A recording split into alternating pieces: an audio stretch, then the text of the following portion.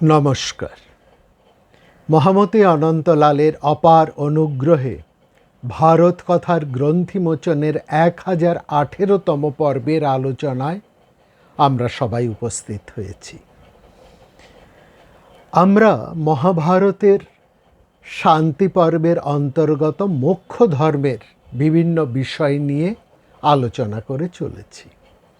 মোক্ষ শব্দটির অর্থ হচ্ছে মুক্তি। একটু ভালো করে যদি আমরা ভেবে দেখি, দেখবেন সংসারে এমন কোনো প্রাণী নেই, এমন কোনো মানুষ নেই যে যায় মুক্তি চায় না।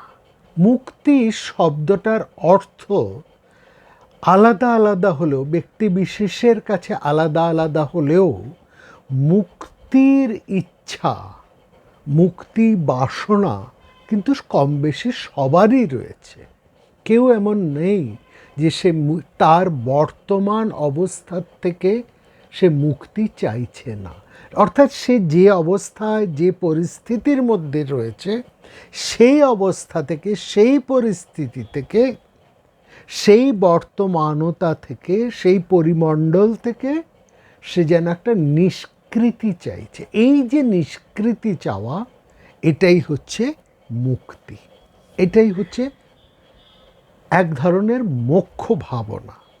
মুক্তি ভাবনা আর মোক্ষ ভাবনার মধ্যে একটা তফাৎ নিঃসন্দেহে আছে। সাধারণ মানুষ মোক্ষের ধারণা অত বিরাট করে করতে পারে না। তাদের কাছে মুক্তি মানে যা বললাম, যে অবস্থার মধ্যে সে বাস করছে, যে পরিবেশের মধ্যে সে বাস করছে, যে পরিমণ্ডলের মধ্যে সে রয়েছে, তার থেকে তার নিষ্কৃতি বা ছাড় পাওয়া, সে তাতে সন্তুষ্ট নয়, এটাই তার কাছে মুক্তি। এবং এই পরিবেশ, এই পরিমণ্ডল, এই অবস্থা থেকে বেরোনোটাই তার কাছে মুক্ত হওয়া। তার কাছে বর্তমান অবস্থাটা আবদ্ধতা থেকে সে মুক্ত হতে চাইছে। কিন্তু মোক্ষ আলাদা জিনিস। মোক্ষ শব্দের দার্শনিকগত অর্থ হচ্ছে এই যে আমাদের সংসারের যে বন্ধন, যে যাতায়াত, সংসারের যে আসক্তি, এই আসক্তি ছেদন, এই আসক্তি পাশ, সংসারের যে বন্ধন, যে আসক্তি, যে মোহ, তার থেকে সে মুক্তি চাইছে।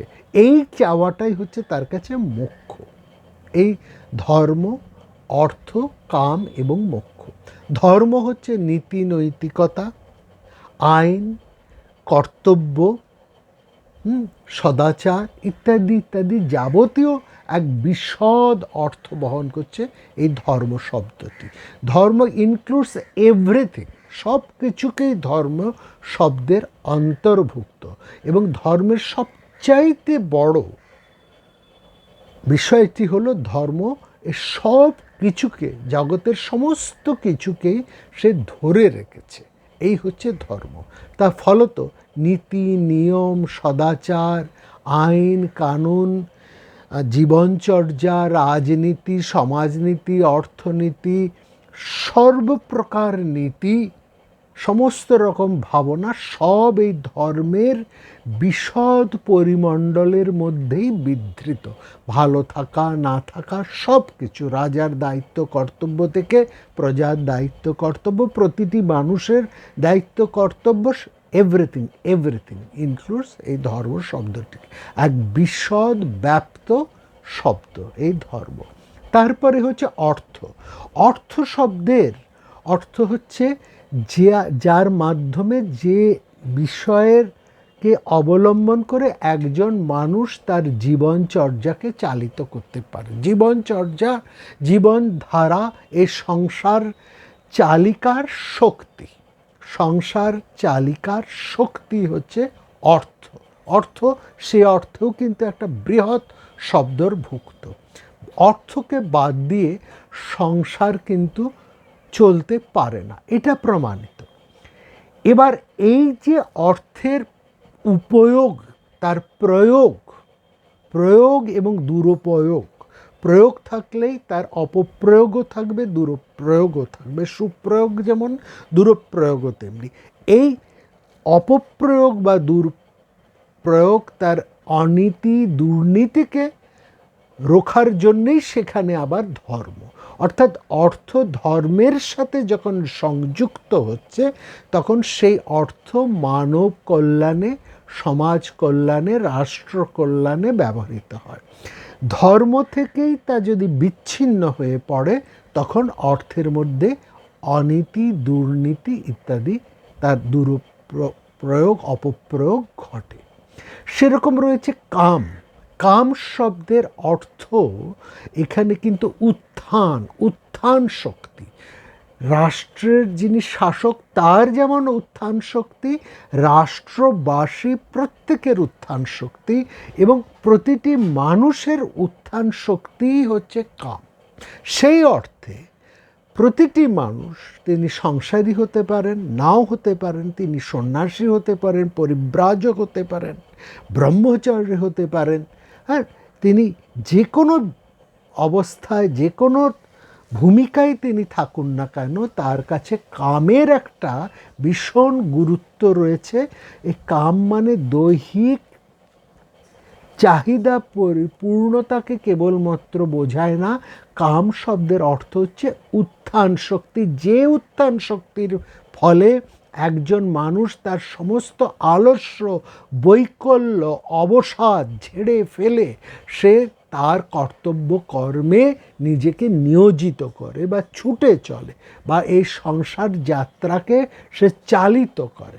সুতরাং সংসার যাত্রা চালিত করার ক্ষেত্রে সবিশেষভাবে লক্ষ্য করবেন ধর্মের যেমন গুরুত্ব রয়েছে, প্রয়োজনীয়তা রয়েছে, তেমনি একইভাবে অর্থ এবং কামেরও গুরুত্ব রয়েছে। এবং এই অর্থ এবং কাম দুই যতক্ষণ ধর্মের সাথে সংযুক্ত থাকছে ততক্ষণ তা সকলের পক্ষে, রাষ্ট্রের পক্ষে, সকল রাষ্ট্রবাসীর পক্ষে, সমাজের সর্বস্তরের চারটি আশ্রমের সকল সদস্যের পক্ষে এবং সকল প্রাণীর পক্ষে তা, পৃথিবীর পক্ষে, বিশ্বের পক্ষে তা হিতকর।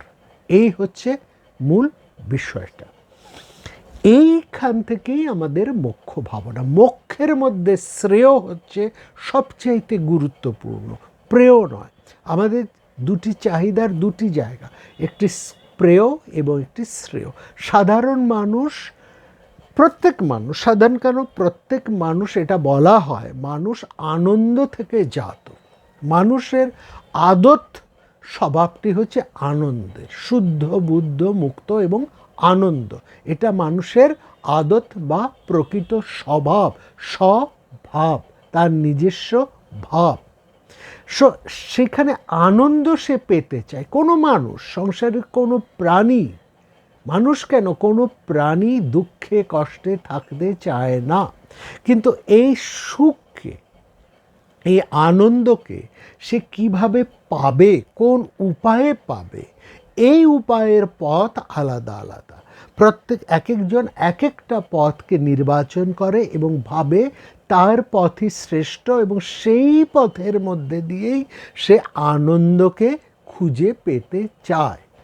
কিন্তু এই আনন্দ এবং সুখ, সেখানে আরেকটা কথা আছে, সুখ। সুখ যেটা, সেটা সাংসারিক বস্তু নিয়ে যা আমাকে আনন্দ দেয় সেটা হচ্ছে সুখ। আর আনন্দ হচ্ছে সকল প্রকার সাংসারিক বস্তুর ঊর্ধ্বে।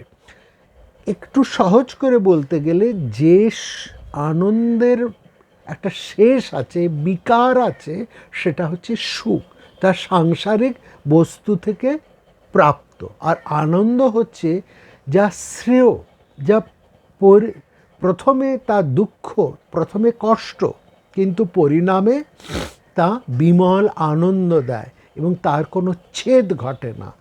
আর প্রথমে যা সুখকর, যা আনন্দকর বলে প্রাথমিকভাবে মনে হয়, কিন্তু পরবর্তী সময়ে যা কষ্ট দেয়, আঘাত দেয় এবং যার বিকৃতি ঘটে, অর্থাৎ যার বিকার আছে, সেটা হচ্ছে সুখ। অধিকাংশ মানুষই কিন্তু সুখকেই আনন্দ ভেবে তার প্রতি লালায়িত হয়। সাংসারিক আসক্তির সঙ্গে সে আরও বেশি জড়িয়ে পড়ে, পরিণামে সে দুঃখে আরও জর্জরিত হয়। যে দুঃখ থেকে সে পরিত্রাণ চেয়েছিল সেই দুঃখের মধ্যেই সে জড়িয়ে পড়ে। সুতরাং এরা প্রেয়কে প্রাধান্য দেয়, প্রেয়র জন্যই তাদের সমস্ত যেন জীবনের পরিশ্রম, সব সাধনা, লক্ষ্য ওই প্রেয়র। এবং এই দর্শন অনেকটা চারবাক বা বস্তুগত দর্শনের মধ্যেও রয়েছে। এই দর্শনেরও একটা যুক্তি আছে এবং সেই যুক্তির দ্বারা তারা চালিত। অন্যদিকে আরেকটি মানুষ আছেন, তারা শ্রেয়কে, প্রেয়কে নয়, তারা শ্রেয়কে প্রাধান্য দেয়, সাময়িক দুঃখকে বরণ করে পরিণামে তারা সেই মোক্ষকে কামনা করে। এই যে মোক্ষের ভাবনা, এই মোক্ষ কিভাবে মানুষ পেতে পারে, মহাভারতের শান্তি পর্বের মধ্যে এই বিভিন্ন ঘটনার মধ্যে দিয়ে, বিভিন্ন কাহিনীর মধ্যে দিয়ে, বিভিন্ন আলোচনা বা বিভিন্ন সংবাদের মধ্যে দিয়েই তা উঠে এসেছে। এরকমই একটি জায়গায়, এরকমই একটি পরিস্থিতিতে সেখানে মহারাজ যুধিষ্ঠির তিনি পিতামহ ভীষ্মের কাছে একটি ভীষণ গুরুত্বপূর্ণ প্রশ্ন তুললেন। প্রশ্নটিকে মহাভারত বলছে শ্রেয়, একটা শ্রেয় প্রশ্ন। কারণ সেখানে যুধিষ্ঠির প্রশ্ন করছেন পিতামহের কাছে যে আমরা তো রাজধর্ম পালন করছি এবং রাজধর্ম পালনের মূল ভিত্তিটাই হচ্ছে প্রজা পালন, এটাই হচ্ছে রাজার মূল কর্তব্য। যেহেতু আমরা রাজধর্মে ব্যাপৃত, অর্থাৎ প্রজা পালনে আমরা ব্যাপৃত, ফলত আমরা তো এই সাংসারিক জীবন, সাংসারিক কাজকর্মকেই তো গুরুত্ব দিয়ে চলেছি। আমাদের তো মোক্ষধর্মী মানুষদের মতন কোনো তপস্যা, অন্য কোনো সাধনা করবার তো আমাদের কোনো সুযোগ নেই।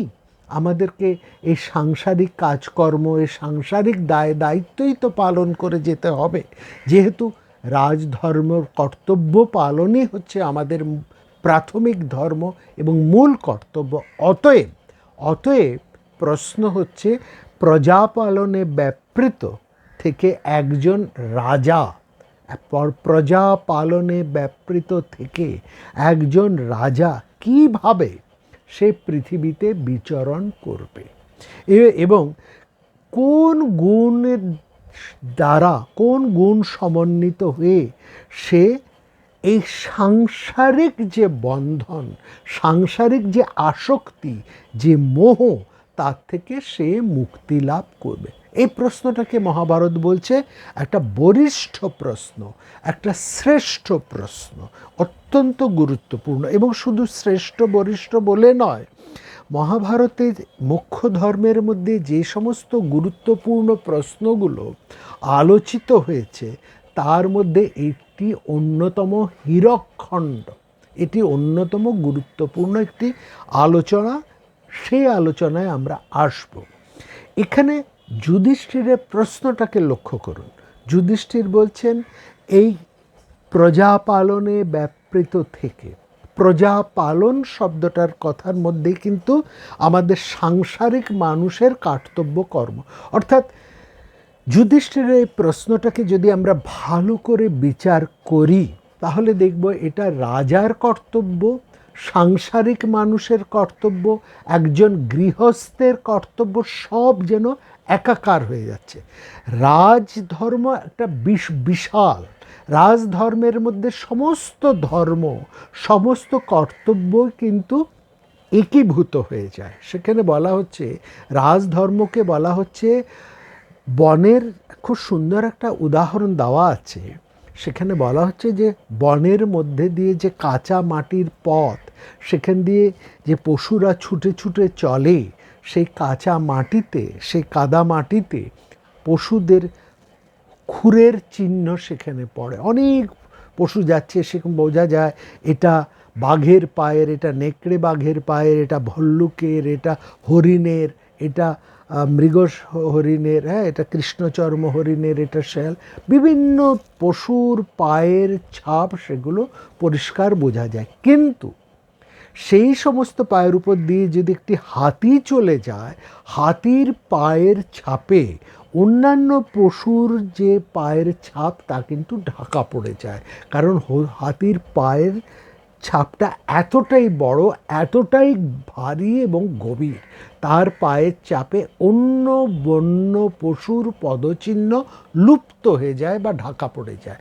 ঠিক সেরকম রাজধর্ম এত বিশদ, এত গভীর এবং এত তাৎপর্যবাহী যে রাজধর্মের মধ্যে সংসারের সমস্ত ধর্ম আর যাবতীয় যত ধর্ম আছে তার মধ্যে ইনক্লুডেড, চাপা পড়ে যায় না। All dharmas are included in rajdharma. এটার গভীরতা, এর ব্যাপৃতি, এর বিস্তার এবং এর অনন্যতা, এর বিশালত্ব, এর মহিমাকে বোঝানোর জন্যই এই উদাহরণটাকে কৌটিল্য তুলে ধরেছে। এটা অত্যন্ত গুরুত্বপূর্ণ একটি উদাহরণ। সুতরাং যদি রাজধর্মের কথা বলা হয় তাহলে অবশ্যই আমাদের সাংসারিক যাবতীয় যত ধর্ম আছে, গৃহস্থ ধর্ম থেকে যাবতীয় সমস্ত ধর্ম ওই রাজধর্মের মধ্যেই ইনক্লুডেড। সুতরাং যুধিষ্ঠির যখন সেই প্রজাপালনের রাজধর্মের কথা বলছেন, আমরা সাধারণ মানুষেরা আমাদের সাংসারিক গৃহস্থ ধর্মেরও উত্তর কিন্তু এই প্রশ্নের থেকেই আমরা পাবো। অর্থাৎ এটা কেবলমাত্র যুধিষ্ঠিরের বা রাজাদের প্রশ্ন নয়, এটি প্রত্যেক সাংসারিক মানুষেরও একই প্রশ্ন। অর্থাৎ তাহলে প্রশ্নটা দাঁড়ালো এই যে এই সাংসারিক কাজকর্ম, সাংসারিক কর্তব্য পালন করে একজন মানুষ কোন গুণের দ্বারা সমন্বিত হয়ে সে এই সংসারের যে আসক্তি, সেই আসক্তি থেকে মুক্তি লাভ করবে। অর্থাৎ এখানে মুক্তির প্রশ্নটা কিন্তু প্রেয় নয়, শ্রেয়র দিকে লক্ষ্য করছে। সংসারের মধ্যে সে পুত্র কলত্র, ধন দৌলত, ক্ষমতা, যশ, প্রতিপত্তি নিয়ে দিব্যি আছে, এটা হচ্ছে তার প্রেয়। কিন্তু এই প্রেয় তাকে মোক্ষ দেয় না, মুক্তি দেয় না, পরিণামে তাকে দেয় যন্ত্রণা। এইটাকে উপলব্ধি করেই যুধিষ্ঠির বলছেন কিভাবে সে মোক্ষ লাভ করবে। এই যে সাংসারিক আসক্তি, মনে রাখবেন এটাও কিন্তু এক ধরনের মোহ। এই যে মোহের কথা বলা হচ্ছে, মোহ কি? মোহ ব্যাপারটা হচ্ছে একটু আমাদের বুঝতে হবে মোহ ব্যাপারটা কি। মোহ যে সাংসারিক মোহ, এটাকে কেন মোহ বলা হচ্ছে? দেখবেন কাম, ক্রোধ, লোভ, মদ, মাৎসর্য, এই যে পাঁচটি জিনিস আছে, কাম, ক্রোধ, লোভ, মদ এবং মাৎসর্য, এই পাঁচটাকে বলা হয় রিপু, এবং তার মধ্যে মোহ, এই ছটি মিলিয়ে হচ্ছে ষড়রিপু। সুতরাং ওই পাঁচটার মধ্যে মোহ হচ্ছে এমন একটা রিপু, এমন একটা ভয়ঙ্কর রিপু যা মানুষের জীবনকে আকুল করে তোলে। মোহ এতটা, মোহ শব্দের সাধারণ অর্থ কিন্তু খুব সুন্দর, মোহিত করা। আমি তার দ্বারা মোহিত হয়েছি, ফুলের দ্বারা মোহিত, তার রূপের দ্বারা মোহিত, তার গান শুনে মোহিত, তার কথা শুনে মোহিত, তার ব্যবহারের দ্বারা মোহিত। এই মোহিত একটা অন্য অর্থ। কিন্তু মোহ, রূপের মোহ থেকে আরম্ভ করে অর্থের যে মোহ, কি না মোহ হিসেবে গণ্য হতে পারে। মানে সেখানে দেখুন একজন রাজা, সে শিকারে যাচ্ছে, আমরা বলেছি ব্যসন, বিভিন্ন রকম ব্যসনের দ্বারা রাজা আসক্ত। এই যে ব্যসন মানে আসক্তি, ব্যসন, রাজ আসক্তি, শিকার, পাশা খেলা, এমনকি রাজা নিজেকে সবচাইতে গুণবান, নিজেকে সবচাইতে বেশি ক্ষমতাবান, সবচাইতে বেশি অর্থবান ইত্যাদি তো সে ভাবছে, বা একজন মানুষ নিজেকে সবচাইতে বেশি রূপবান, বিদ্যবান, ধনবান, এই যে ভাবছে, এটাও কিন্তু তার এক একটা মোহ। এই মোহর বিশ্লেষণ করতে গিয়ে শ্রীধর স্বামী ভগবদ্ গীতায় খুব চমৎকার করে মোহকে বিশ্লেষণ করছেন। তিনি বলছেন যে মোহ হচ্ছে মিথ্যাভিনিবেশ,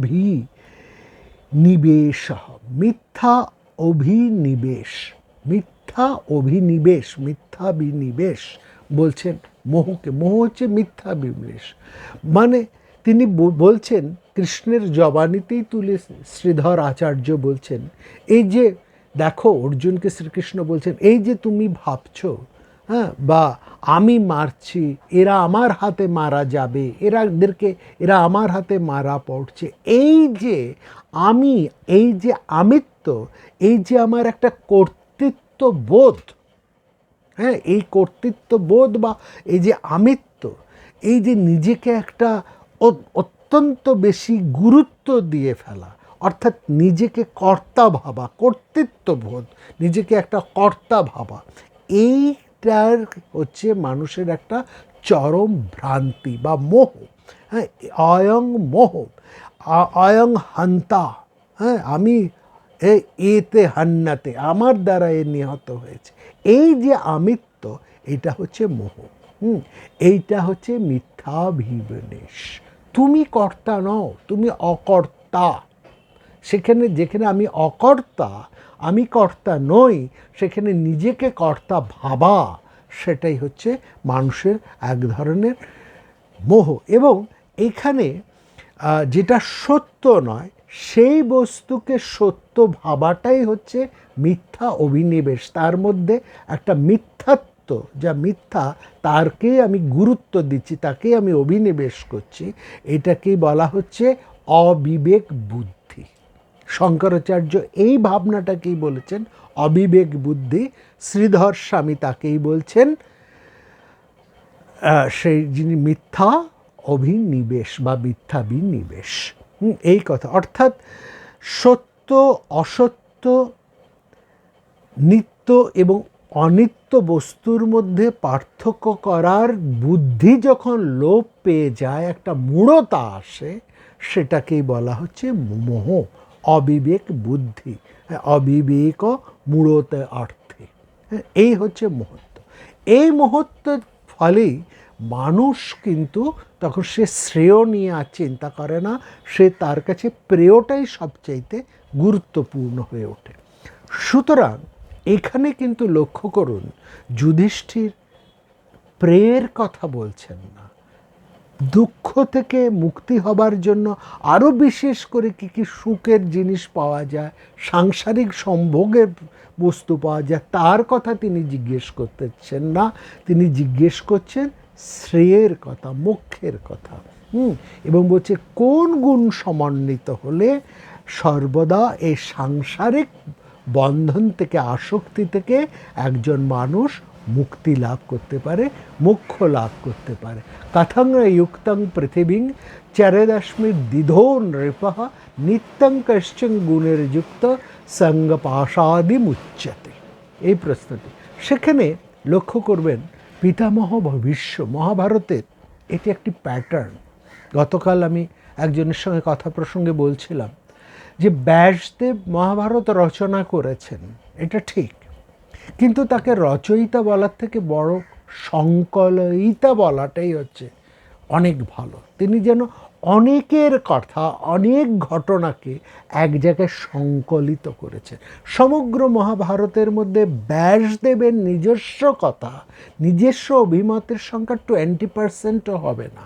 তিনি বিভিন্ন ঘটনা, বিভিন্ন সংবাদ, বিভিন্ন মত, বিভিন্ন আলোচনা, বিভিন্ন দার্শনিক তত্ত্বকে একত্রিত করেছেন এবং পরবর্তীকালে তার নির্দেশে তার শিষ্যরা, শিষ্য পরম্পরা এবং শ্রুতেরা সেই সমস্ত ভাণ্ডার, জ্ঞান ভাণ্ডারকে একত্রিত করে, যুক্ত করে মহাভারতকে 40,000 থেকে 1 লক্ষে এক বিশাল কলবরে দাঁড় করিয়ে দিয়েছে। সুতরাং সেখানে যেন ব্যাসদেব হচ্ছেন সংকলয়িতা, তিনি সংগ্রহ করেছেন, সংকলন করেছেন, এইকে একত্র করে আমাদের হাতে তিনি একটা অপূর্ব বস্তু, একটা ভীষণ দামি জিনিস তুলে দিয়েছেন, এইটি। এবং ঠিক মহাভারতের মধ্যে কেবল ব্যাসদেব না, ভীষ্মর এই জায়গাটা দেখুন, ভীষ্মকে এখানে হচ্ছেন, তাকে জিজ্ঞাসা করছেন যুধিষ্ঠির, উত্তর দিচ্ছেন ভীষ্ম। কিন্তু এই শান্তি পর্বের মধ্যেও আপনারা ভালো করে লক্ষ্য করুন, এই সব 6টা পাঠকে আমরা পুঙ্খানুপুঙ্খ বলে দেখেছি। ভীষ্ম কিন্তু কোথাও এটি আমার মত বলে কিন্তু বলেননি। যে প্রশ্নেরই উত্তর দিয়েছেন তার রেডি অ্যান্সার তার কাছে রয়েছে, সঙ্গে সঙ্গে তিনি তার উত্তর দিচ্ছেন, কিন্তু এটা আমার অভিমত, আমার এই মত, এইভাবে বলছেন না, তিনি কোথাও প্রাচীন সংবাদ, কোনো প্রাচীন আলোচনা বা প্রাচীন কোনো তত্ত্ব ঠিক সে তিনি তুলে তার উল্লেখ করছেন। এখানেও তিনি যুধিষ্ঠিরের এই প্রশ্নের উত্তরেও তিনি সেই একই কথা বলছেন যে পূর্বকালে প্রাচীনকালে মহারাজ সগর এই একই প্রশ্ন, তোমার মতন এই একই প্রশ্ন করেছিলেন অরিষ্টনেমির কাছে। অরিষ্টনেমির কাছে সেই বৃত্তান্ত, সেই কাহিনী আমি তোমাকে বলবো। তুমি যে প্রশ্ন করেছো একই প্রশ্ন মহারাজ সগর করেছিলেন অরিষ্টনেমিকে, সেই আলোচনা, সেই বৃত্তান্তই আমি তোমার কাছে তুলে ধরছি। হ্যাঁ, অরিষ্টনেমিনি প্রক্তং সাগরায়ণ অনুপৃচ্ছতে, সেটাই আমি তোমাদেরকে সেই পুরাতনম ইতিহাসম, একে বলছে সেই পুরাতন ইতিহাস, সেই পুরাতন বৃত্তান্তই আমি তোমার কাছে তুলে ধরছি। কি সেই আলোচনা? আমরা বলেছি এই আলোচনাটি অত্যন্ত মহার্ঘ আলোচনা এবং এই মোক্ষ ধর্মের অন্যতম শ্রেষ্ঠ আলোচনা। আমরা এই আলোচনা যাবার আগে আমরা দুটো চরিত্র সেখানে পাচ্ছি, একটি হচ্ছে মহারাজ সগর এবং অন্যটি হচ্ছে অরিষ্টনেমি। মহারাজ সগরের পরিচয় আমরা সবাই জানি, তিনি রামচন্দ্রের পূর্বপুরুষ, যিনি এই সাগর আনায়ন করেছিলেন এবং একজন ইক্ষ্বাকু বংশের অত্যন্ত বিখ্যাত একজন রাজা সগর। সগর তিনি যে গঙ্গা করেছেন এবং সগর বলা হয় সেকালের একজন পুরো ইঞ্জিনিয়ার। তিনি এই ক্যানেল তৈরি করবার জন্য কাজ শুরু করেছেন। পরবর্তীকালে তারই এক অপর বংশধর ভগীরথ, তিনি সেই কাজটিকে পূর্ণাঙ্গভাবে রূপদান করেন, সম্পূর্ণ করেন। আমরা সগরের পরিচয় যাই, কিন্তু অরিষ্টনেমি কে? অরিষ্টনেমি, অরিষ্টনেমির কথা যখন আসে তখন কিছু পুরাণের মধ্যে এরকম একটু বিভ্রান্তি তৈরি হয়ে যায়, বিশেষ করে ভাগবত পুরাণে, যেখানে অরিষ্টনেমি বলতে আমরা কিন্তু আলাদা আলাদা লোককে বোঝাই। কখনো অরিষ্টনেমি বলতে আমরা আলাদা অরিষ্টনেমিকে বুঝি, কখনো কশ্যপকে বোঝায়, কখনো তার্ক্ষকে বোঝায়, কখনো কোনো গরুরকে বোঝায়। তাহলে অরিষ্টনেমি কে?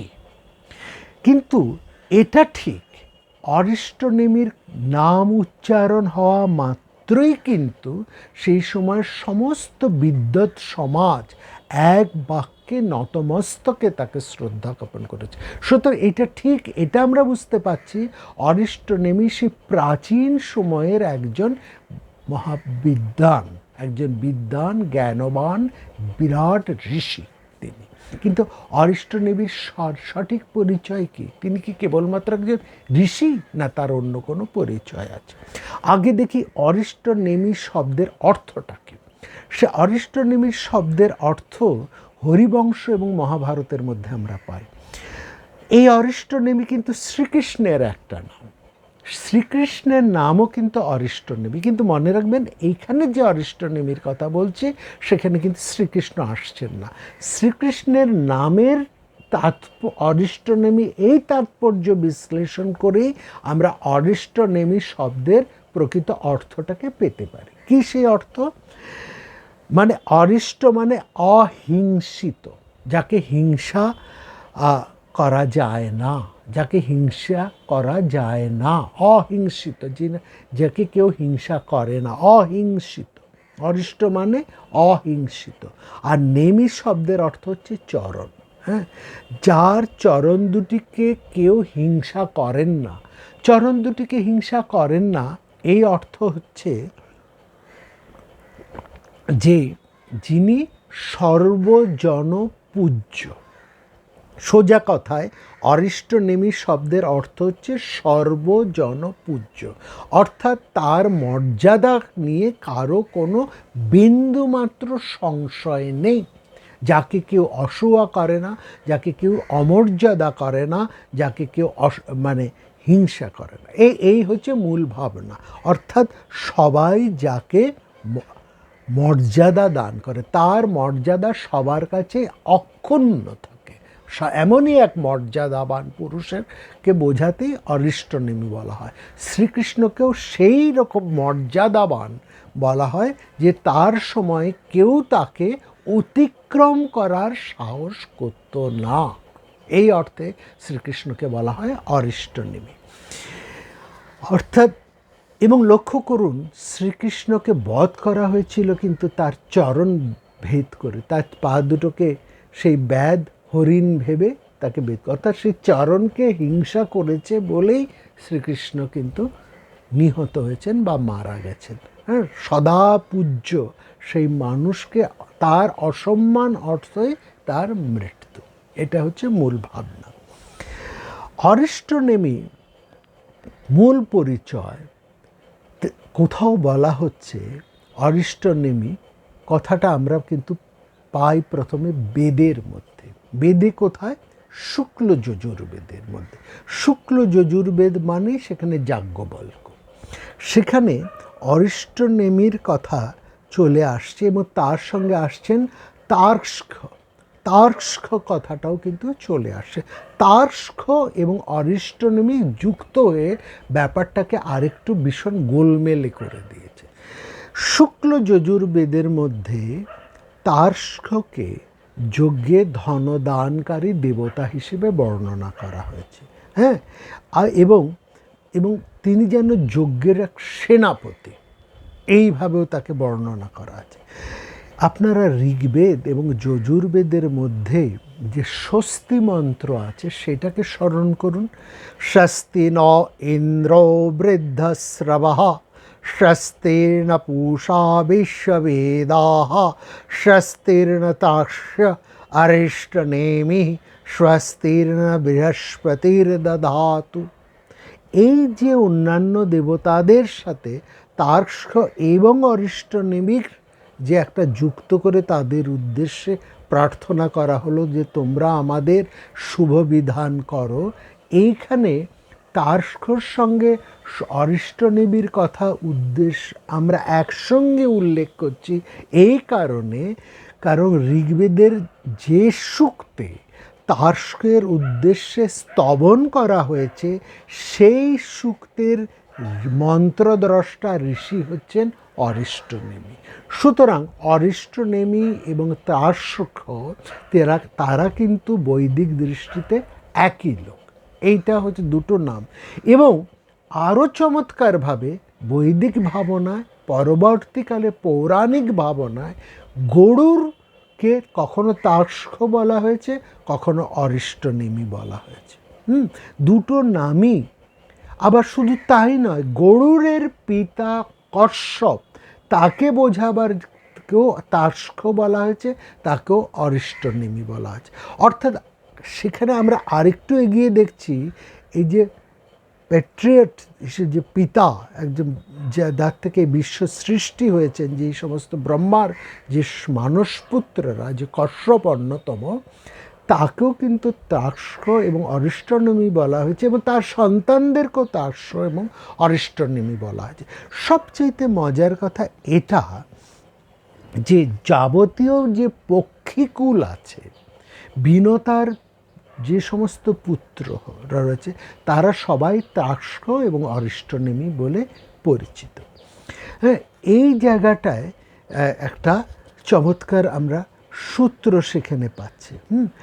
অর্থাৎ এখানে ভাগবত কিন্তু এখানে একটা সংশয় তৈরি করে। এতক্ষণ পর্যন্ত যতগুলো আমরা আলোচনা করলাম সেই শুক্ল যজুর্বেদ থেকে অন্যান্য যেসব পুরাণের কথার মধ্যে পেলাম, এখানে মোটামুটি আমরা বুঝতে পারছি যিনি তার্ক্ষ্য তিনি অরিষ্টনেমী, তিনি কশ্যপ এবং সমস্ত পক্ষীকুলও সেই এক কশ্যপের সন্তান হিসেবে, কাশ্যপ হিসেবে তারাও তার্ক্ষ্য এবং অরিষ্টনেমী। বিশেষ করে গরুরকে এই নামেই পরিচয় করা হয়। এখানে খুব একটা বেশি গোলমাল নেই, কিন্তু গোলমালটা বাঁধলো এসে ভাগবত পুরাণে।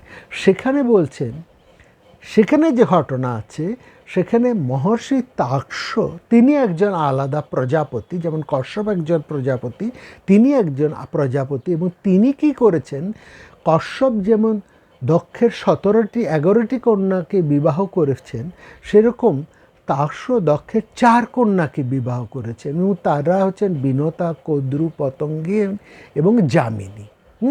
এবং মজার ব্যাপার, তাক্ষ্য তার বলছে যে যামিনীর গর্ভে পতঙ্গকুল, হ্যাঁ, যামিনীর কুলে পতঙ্গকুল, পতঙ্গীর গর্ভে পক্ষীকুল, বিনতার দুটি পুত্র অরুণ এবং গরুড়, আর কদ্রু গর্ভে সমস্ত সাপ।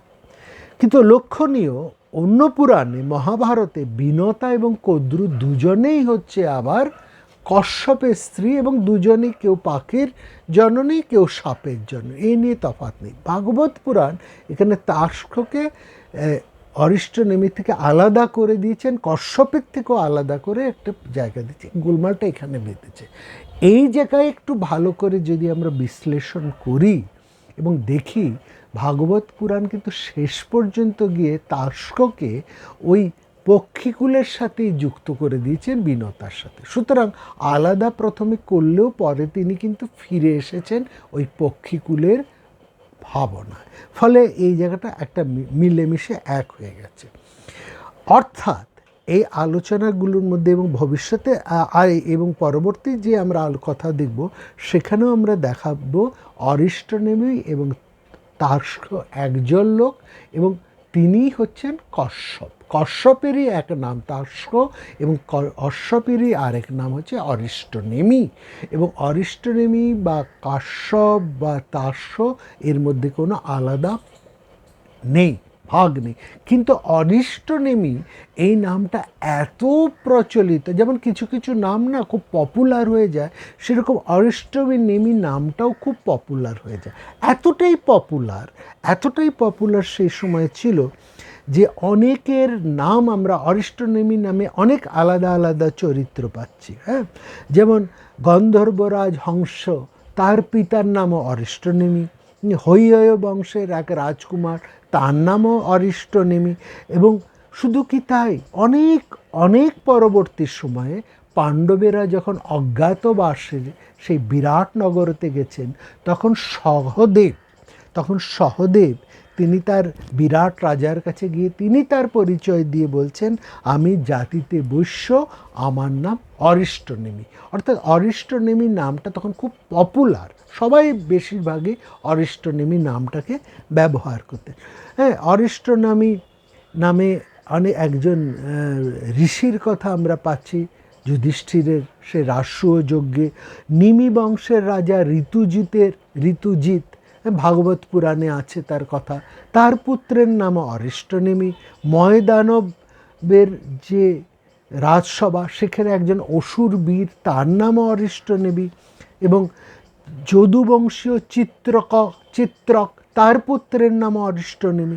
আবার অরিষ্টনেমি নামে একজন যক্ষও রয়েছে। সুতরাং অরিষ্টনেমির নামটা খুব পপুলার। সুতরাং অরিষ্টনেমি সেটা পরবর্তীকালে অনেকের নাম হয়েছে, কিন্তু এখানে যে অরিষ্টনেমি আছেন তিনি অরিষ্টনেমি, তিনি তার্ক্ষ্য এবং তিনি কশ্যপ।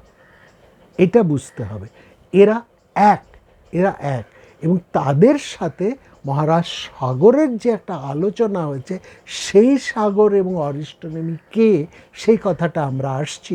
তার আগে একটা গল্প বলি, কারণ অনেক তথ্য নিয়ে এতক্ষণ ঘাটাঘাটি হয়েছে। আপনাদের একটু স্বস্তি দেবার জন্য আমরা এই অরিষ্টনেমি নিয়ে একটা সুন্দর গল্প আপনাদেরকে শোনাই, একটু স্থিত হবে। অরিষ্টনেমি মহাভারতের বনপর্বের মধ্যে এই কাহিনীটি আছে। সেখানে কি বলছে, হৈহয় বংশের এক রাজকুমার, তিনি ওই বেরিয়েছেন বনে মৃগয়া করতে, মৃগয়া করতে বেরিয়েছেন। এবং সেখানে মৃগয়া করতে গিয়ে তিনি ঝোপের আড়ালে একটা, মনে হলো যেন তিনি একটা কৃষ্ণসার হরিণকে দেখতে পাচ্ছেন। একটা কৃষ্ণসার এর হরিণ যেন ঘুরে বেড়াচ্ছে ঝোপের আড়ালে, পরিষ্কার দেখা যাচ্ছে না, একটু ঝোপের ফাঁক দিয়ে ইতি যা দেখা যাচ্ছে, মনে হচ্ছে ওটা একটা কৃষ্ণসার হরিণ। সেই নড়াচড়া বস্তুটাকে তিনি কৃষ্ণসার হরিণ ভেবে তিনি বাণ প্রয়োগ করলেন। বাণ প্রয়োগ করার পরে সেটা পড়ল, ধপাস করে সেটি মরল। রাজা ছুটে গিয়ে দেখলেন এই সর্বনাশ, কি করে ফেলেছেন তিনি। দেখলেন একজন মুনিপুত্র, তিনি কৃষ্ণসার হরিণের চামড়া একেবারে মাথা থেকে গায়ের মধ্যে ঢেকে ওই ঝোপের আড়ালে তিনি কি করে বেড়াচ্ছিলেন, মানে তার মাথা থেকে গা কৃষ্ণ সার হরিণের চামড়া মুড়ি দিয়ে ওই প্রায় অন্ধকার ঝোপের ভেতরে তিনি একটা কিছু খুঁজছিলেন বা কিছু করে বেড়াচ্ছেন।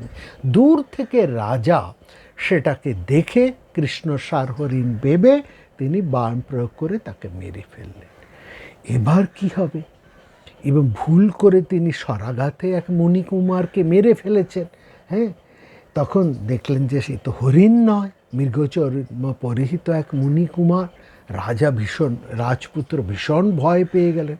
শুধু রাজপুত্র নয়, সমগ্র রাজ পরিবারও ভয় পেয়ে গেলেন। সেই হরিহয় বংশের রাজা, অন্যান্য সবাই ভয় পেয়ে গেলেন যে এই রাজপুত্র কী সর্বনাশ ঘটালো। হ্যাঁ, এবং এটা যে মুনিকুমার কার ছেলে, কোন মুনির ছেলে, তার কি বিরাট অভিশাপ নেবে আসবে, এটা তারা মানে কল্পনা করে একেবারে অস্থির হয়ে তারা প্রচণ্ড ভয় পেয়ে গেলেন।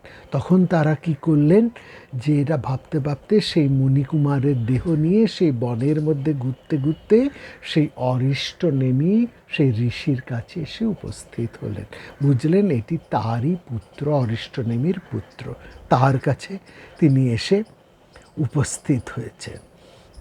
হই রাজারা তো একেবারে কাঁপতে কাঁপতে মুনির কাছে সব কথা খুলে বললেন যে আমাদের এই পুত্র, রাজপুত্র, সে এরকম শিকার করতে গিয়ে, মৃগয়া করতে গিয়ে ভুল করে এই কাজ করে ফেলেছেন, আপনি আমাদেরকে ক্ষমা করুন। একেবারে কাঁপছেন তারা ভয়ে। মুনি কি না, একেবারে অরিষ্ট নেমির মতন বিরাট মুনি, আর তিনি এরকম করে তার পুত্রকে বাণ দিয়ে মেরে ফেলেছেন। সব শুনে অরিষ্ট নেমি মানে সেই ভীত কাতর হই বংশ রাজাদেরকে আশ্বস্ত করলেন যে না, তোমাদের রাজপুত্র কোনো দোষ নেই, সে ইচ্ছাকৃতভাবে তো এই অন্যায়টি করেনি। যাই হোক, মুনি তার আপন তপস্যা বলে তার পুত্রকে বাঁচিয়ে ফেললেন এবং ব্রাহ্মণ উপস্থিত রাজাদেরকে তাই তিনি আশ্বস্ত করলেন। তবে বললেন যে দেখো, ভবিষ্যতে তোমরা কিন্তু নিষ্কাম হও, স্থিতদি হও। বুঝতে পারছো তো, মৃগয়া যে একটা ব্যাসন, এর আসক্তিতে তোমরা বিরাট একটা অপরাধ করে ফেলেছ। আমি না হয় তোমাদেরকে ক্ষমা করে দিলাম, কিন্তু ভবিষ্যতে তোমরা যদি সংযত না হও, নিষ্কাম না হও, স্থিতদি না হও, তাহলে তো এরকম আরও ভয়ঙ্কর কাজ করে ফেলতে পারবে। এই সবটার মূলেই তো রয়েছে তোমাদের এই কামনা, বাসনা, আসক্তি। সেটা যে তোমাদেরকে কি ভয়ঙ্কর তার পরিণামের দিকে ঠেলে দেবে তোমরা ভাবতেও পারছো না। আজকে সত্যি তোমরা মুক্ত হয়ে অনেকটা স্বস্তি বোধ করছো, কিন্তু কীরকম ভীত বিহ্বল হয়েছিলে, হ্যাঁ, কেমন ভীত কাতর হয়েছিলে। এরকম ঘটনা তো ভবিষ্যতে ঘটতেই পারে, কারণ তোমাদের এই আসক্তি, এই ব্যসন এতটাই প্রবল। অতএব তোমরা এই আসক্তি ত্যাগ করো, স্থিতদি হও, নিষ্কাম হও। এই তাদেরকে এই সমস্ত উপদেশ দিয়ে তাদেরকে মুক্ত করে দিলেন। এখানে দুটো জিনিস দেখুন, এই কাহিনীটি মহাভারতে আছে, হরিবংশ পুরাণে আছে, রামায়ণের। এর সঙ্গে আমরা রামায়ণের কাহিনীর একটা মিল পাচ্ছি না? রামায়ণেরও তো অনুরূপ কাহিনী আছে। মহারাজ দশরথ, তিনিও তো এরকমই একটা মৃগয়া করতে গিয়ে এক অন্ধমুনির পুত্র সিন্ধু মুনিকে দূর থেকে ওই জল ভরতে এসেছেন, সেই জল ভরার শব্দে তিনি দূর থেকে ভেবেছেন হরিণ জল খাচ্ছে, ভেবে তিনি শব্দবেদী বাণ প্রয়োগ করে মণিকুমারকে মেরে ফেলেছেন। কিন্তু অন্ধমুনি কিন্তু অরিষ্ট নেমি নন। এখানে অরিষ্ট নেমির মহত্ব, তার বিশালত্ব, তার ক্ষমা শক্তি, এইটাকে বোঝাচ্ছে।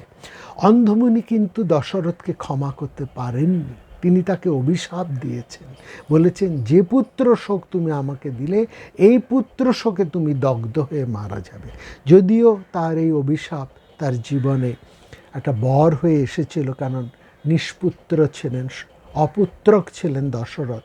হ্যাঁ, তার পুরোহিত এবং প্রধানমন্ত্রী বশিষ্ঠ বললেন, যাই হোক, অন্ধমুনির অভিশাপে আপনার বরং মঙ্গলই হয়েছেন। আপনি পুত্রশোক পেতে হলে তো আপনাকে অন্তত পুত্র লাভ করতে হবে। যাই হোক, সেটি অন্য গল্প। আমাদের কথা সেটা নয়। আমাদের কথা হচ্ছে যে অরিষ্টনেমি কত বড় ঋষি ছিলেন, কত বড় শক্তিশালী ঋষি ছিলেন। কত বড় শক্তিশালী মানুষ হলেই একজন মানুষ ক্ষমা করতে পারে। ক্ষমা দুর্বলের ধর্ম নয়।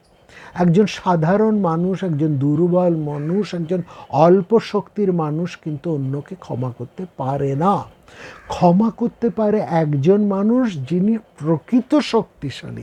এই অরিষ্টনেমির মাহাত্ম্য, তার শক্তি, তার হৃদয়বত্তা, এটা বোঝাবার জন্যেই যেন এই কাহিনীর অবতারণা। এখান থেকে আমরা অরিষ্টনেমির মাহাত্ম্যটাকে আমরা বুঝতে পারি, তার তপস্যার শক্তির জোরটাকে আমরা বুঝতে পারি। তো এই যে অরিষ্টনেমি, যিনি কশ্যপ এবং যিনি ত্রষ্টা একই হিসেবে রয়েছেন, যিনি তার্ক্ষ হিসেবে রয়েছেন। এবং এই যে তার্ক্ষ শব্দটি, যার অর্থ আমরা বৈদিক নিঘণ্টুতে একটু অন্যরকম দেখি। সেখানে ঘোড়ার প্রতিশব্দ বলা হলো, আদতে বেদের সব জায়গাতেই তার্ক্ষ বোঝাতে কিন্তু গরুর বা পাখিকে বোঝানো হয়েছে। এবং তার্ক্ষ অরিষ্টনেমি বুঝতে আমরা পক্ষী বুঝেছি, গরুর বুঝেছি এবং কশ্যপ বুঝেছি, এবং মোটামুটি এই দুজনে একই মানুষ সেটা বুঝেছি। এখানে এই মহাভারতের এক কথায় সাগর যে অরিষ্টনেমির কাছে জিজ্ঞেস করছেন, এই অরিষ্টনেমি কিন্তু অন্য আরেক বিরাট পুরুষ। হ্যাঁ, তিনি কে? এই অরিষ্টনেমি হচ্ছেন যে একজন এমন বিরাট পুরুষ, এই রাজা সাগরের শ্বশুর তিনি। অরিষ্টনেমির অরিষ্টনেমির কন্যা তিনি ছিলেন মহারাজ সাগরের দ্বিতীয়া স্ত্রী। মহারাজ সাগরের দ্বিতীয় স্ত্রী হচ্ছেন এই অরিষ্টনেমির কন্যা। তিনি সাগরকে মোক্ষ ধর্মের এই উপদেশটি দিচ্ছেন। এখানে যে অরিষ্টনেমি, এই অরিষ্টনেমি কিন্তু ওই বৈদিক তার্ক্ষ অরিষ্টনেমি নন বা কশ্যপ অরিষ্টনেমি নন। তিনি সম্পূর্ণ একজন অরিষ্টনেমি, মানে অন্য একজন ঋষি। তিনি সেই কশ্যপ বংশীয় একজন বিখ্যাত ঋষি। এবং তিনি মহারাজ সাগরের শ্বশুরও বটে।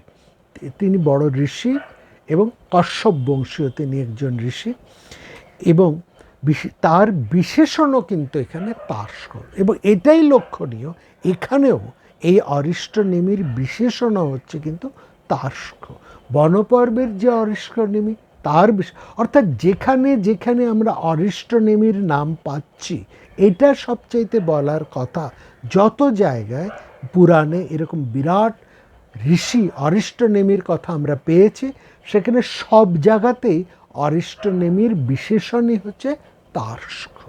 এইটা হচ্ছে, তার্ক্ষ হচ্ছে পক্ষীকুল, অর্থাৎ বিনতার স্বামী যিনি, সেই অর্থে তিনি কশ্যপ। বোঝা গেল? এটা পরিষ্কার। আর এখানে এই মহাভারতের যে কাহিনীটি আমরা আগামী পর্বে শুনতে যাব, সেই কাহিনীর মূল যিনি বলছেন সেই অরিষ্টনেমি, তিনি মহারাজ সাগরকে বলছেন। তিনি একজন বিখ্যাত ঋষি, কশ্যপ বংশীয় ঋষি, এবং তিনি সম্পর্কে মহারাজ সাগরের শ্বশুরও বটে। এবং তার বিশেষণও কিন্তু তার্ক্ষ।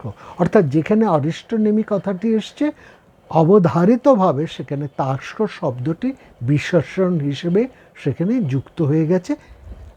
কেবলমাত্র কিছু কিছু জায়গায় যেখানে শুধুমাত্র নাম হিসেবে অরিষ্টনেমি ব্যবহার হয়েছে, যেমন নিমি বংশের ঋতুজিতের পুত্র, যেমন নারদ যেখানে উপস্থিত আছে সেখানে আরেকজন ঋষির নাম, অর্থাৎ যুধিষ্ঠিরের সেই ইন্দ্রপ্রস্থ সভায় যে ঋষি, তিনি অরিষ্টনেমি।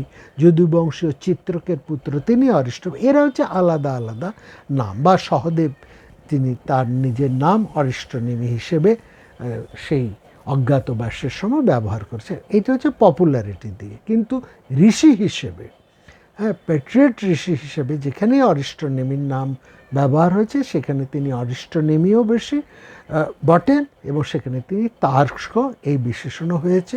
এবং এখানেও যেহেতু অরিষ্টনেমি একজন ঋষি, অতএব তার বিশেষণও এখানে তার্ক্ষ হিসেবেই দেওয়া হয়েছে। এই তার্ক্ষ এবং অরিষ্টনেমি ঋষি হিসেবে কিন্তু একই মানুষ, এবং এরা সবাই কাশ্যপ বা কাশ্যপ গোত্রীয়। এটা হচ্ছে পরিষ্কার। এবার এখানে আমরা যদি এই কাহিনীর মধ্যে একটুখানি আজকে আসব, অল্প একটু আমরা এই কাহিনীর অবতারণা করব। সেখানে সগর, মহারাজ সগর, তিনি জিজ্ঞেস করছেন যে এই জগতে মানুষ, সগরের প্রশ্নটা দেখুন, আমরা যুধিষ্ঠিরের প্রশ্ন শুনেছি, এবার সগরের প্রশ্নটা আমরা শুনছি। বলছেন এই জগতে মানুষ কোন পরম মঙ্গল কর্ম করে, কোন শুভ কর্ম করে, কোন শ্রেয় কর্ম করে। হ্যাঁ, এখানে খুব পরিষ্কার করে বলছেন কিং শ্রেয় পরমং ব্রহ্মণ, হে ব্রহ্মণ, হে ব্রহ্ম। কারণ অরিষ্টনেমি তিনি ব্রহ্মদ্রষ্টা ঋষি, এই অর্থে তিনি ব্রহ্মণ। বলছেন কি কোন শ্রেয় কর্ম করে, এই কোন প্রেয় নয়, কোন শ্রেয় কর্ম করে, কোন শ্রেয় দ্বারা, কোন পরম শ্রেয় কার্য করে তিনি শোকের পারে গিয়েছেন। প্রেয় করলে একটা আনন্দ হয়, একটা সুখ হয়, কিন্তু পরিণামে দুঃখ। কিন্তু শ্রেয় প্রারম্ভে তার দুঃখ থাকলেও, কষ্ট থাকলেও, পরিণামে তা কিন্তু আনন্দ দেয়, অর্থাৎ শোকের পরপারে নিয়ে যায়। তখন বলছেন এই জগতে মানুষ কোন পরম শ্রেয় কর্ম করে শোকের পারে যেতে পারে, এবং সে কোনোভাবেই বিচলিত হয় না, কোনো অবস্থাতেই সে বিচলিত হয় না। এটা নয় শ্রেয় কর্ম করলে যে শ্রেয়কারী মানুষ, তার জীবনে দুঃখ আসবে না, বিপর্যয় আসবে না, গ্লানি আসবে না, কষ্ট আসবে না, তা নয়, আসবে, কিন্তু সে বিচলিত হবে না, দুঃখে সে কাতর হয়ে পড়বে না, সে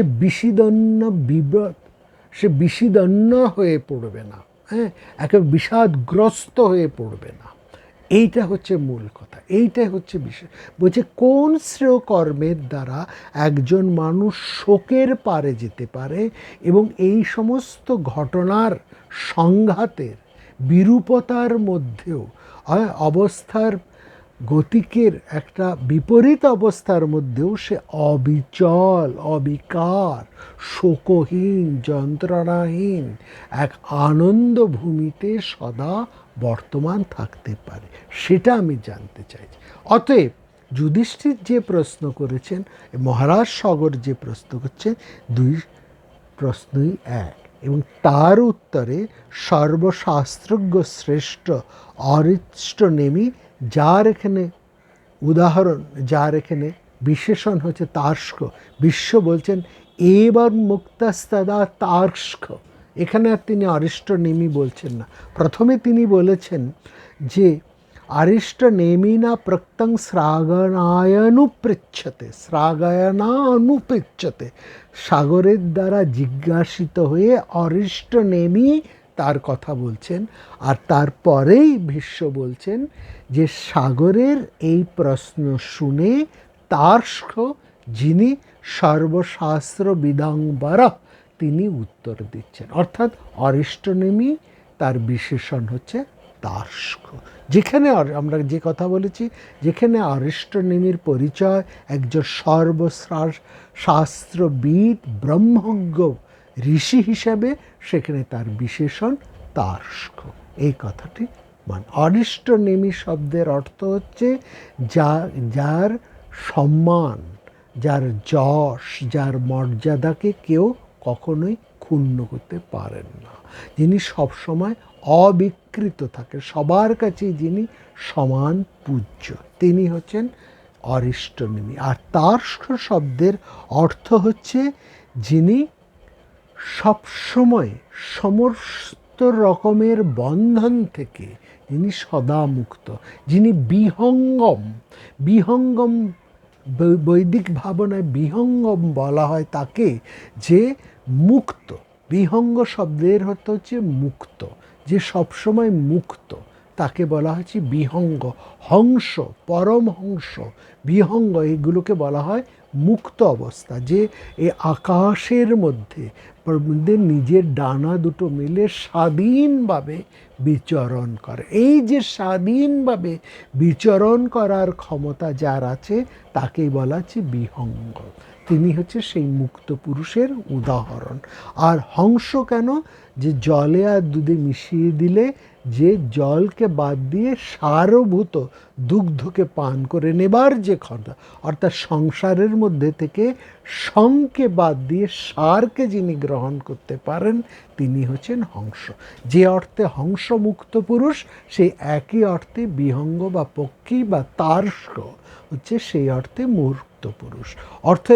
অর্থের দিক থেকেও তার্স এবং অরিষ্টনেমি একই অর্থ বোধন করছে। এই পর্যন্ত আজকের আলোচনা রইল।